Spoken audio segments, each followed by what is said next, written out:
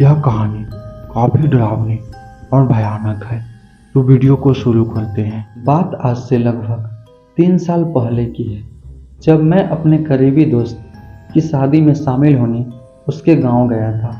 हम दोनों दिल्ली के एक कंपनी में साथ काम करते, लेकिन उसका फैमिली राजस्थान के एक छोटे से गांव से संबंध रखता था।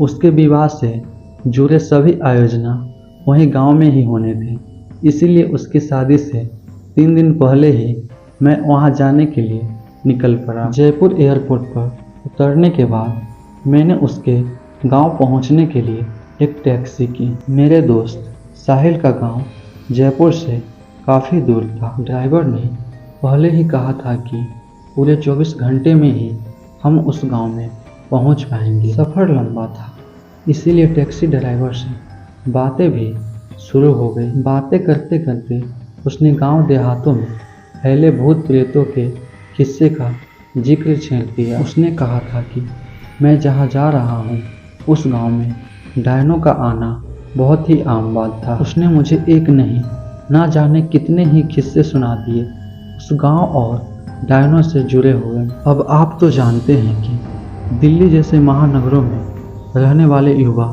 कहाँ इन आत्माओं और डायनों की बात पर यकीन करते हैं। मेरे जैसे अधिकांश लोगों के लिए यह सब मनोरंजन का एक जरिया हो सकता है, इससे ज़्यादा कुछ नहीं। लेकिन शायद वह आखिरी बार था जब मैंने इन सब काली शक्तियों को बस एक मजाक के रूप में लिया था, क्योंकि उसके बाद तो जैसे मैं इन पर न सिर्फ विश्वास करने लगा बल्कि हर समय इनकी उपस्थिति का एहसास करने भी लगा। ड्राइवर का कहना था कि सुबह 8 बजे तक हम अपनी मंजिल पर पहुंच पाएंगे। 10 बजे के आसपास हमने एक ढाबे पर खाना खाया और फिर सफ़र के थकान की वजह से आंख लग गई। अचानक हमारी गाड़ी खराब हो गई, और वो भी ऐसी जगह जहां से कुछ भी मदद मिलना लगभग नामुमकिन था। मुझे समझ नहीं आ रहा था कि क्या करें।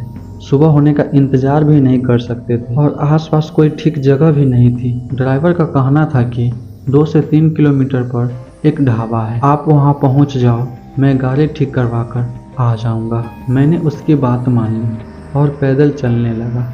बहुत चलना था, इसीलिए कानों में ईयरफोन लगा लिया और सोचा इससे समय अच्छा बीत जाएगा। कुछ दूर चलते ही मुझे ऐसा लगा जैसे मेरे साथ कोई चल रहा था। बड़ी तेज महक सी आई और बहुत देर तक अपने साथ किसी और के होने का एहसास हुआ। पहले लगा कि जैसे यह मेरा वहम है, लेकिन धीरे धीरे वह वहम हकीकत या यूं कहे भयानक हकीकत की शक्ल लेने लगा। पहले मुझे केवल एहसास हो रहा था कि कोई मेरे साथ साथ चल रहा है, लेकिन धीरे धीरे किसी की शारीरिक आकृति मुझसे कुछ कदम दूर पर दिखाई देने लगी। वह एक सुंदर लड़की थी।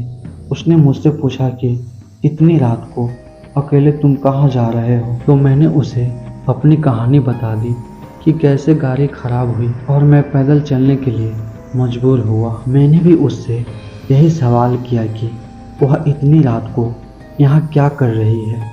उसने मुझे बोला कि वह अक्सर इस रास्ते पर आती जाती है। इससे पहले मैं उससे कुछ और पूछता, उसने मुझे बोला कि आपके दोस्त की शादी तो कल है, आप कैसे पहुंच पाओगे? उसका यह सवाल सुनकर मैं हैरान रह गया कि उसे कैसे पता। मैंने पूछा, आपको मेरे दोस्त की शादी के बारे में कैसे पता?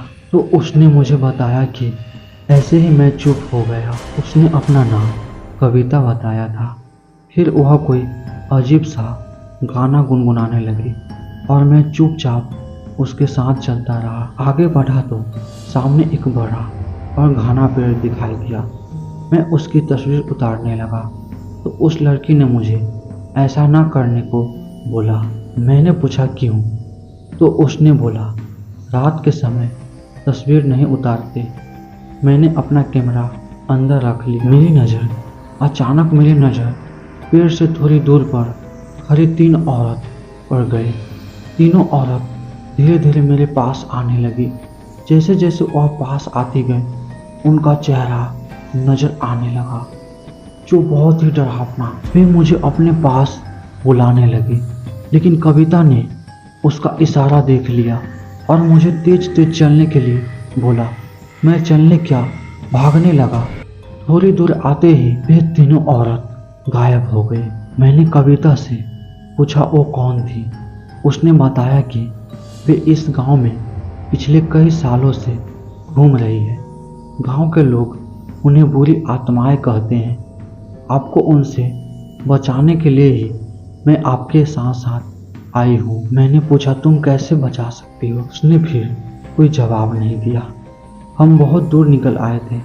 कविता ने कहा कि ढाबा आने वाला है और रास्ता भी सुरक्षित है, अब मुझे चलना चाहिए। मैंने पूछा तुम आगे तक नहीं जाओगे। उसने कहा कि मेरी मंजिल यही है। जाते जाते उसने मुझे बस एक ही बात बोली, हर आत्मा बुरी नहीं होती साहब। उसकी बात का मतलब समझते मुझे बिल्कुल देर नहीं लगी और मैं समझ गया कि वह एक भली आत्मा थी जो मुझे बचाने के लिए बुरी शक्तियों से मेरे साथ साथ आई थी। दोस्तों, इस धरती पे कुछ अच्छी आत्माएं तो कुछ बुरी आत्माएं होती हैं।